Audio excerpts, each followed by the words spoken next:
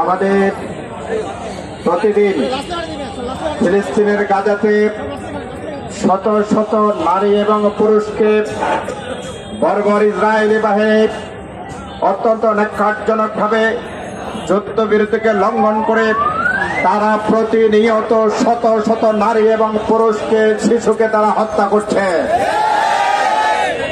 আমরা এই দুঃখ, আমরা এই কষ্ট, আমরা এই বেদনা আজকে কোথাও দেখাতে পারছি না। আল্লাহ রাব্বুল আলামিনকে সাক্ষী রেখে বলছি, আমাদের শরীর রয়েছে এখানে, কিন্তু আমাদের অন্তর রয়েছে সেই গাজার মাটিতে।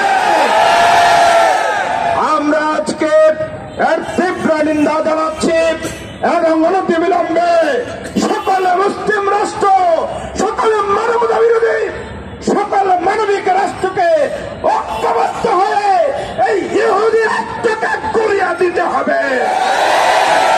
এজন্য তাদের সাথে বাণিজ্যিক ভাবে তাদেরকে বয়কট করতে হবে, অর্থনৈতিক ভাবে বয়কট করতে হবে, সামগ্রিক ভাবে এদেরকে দুনিয়ার মুখ থেকে মুছে দিতে হবে।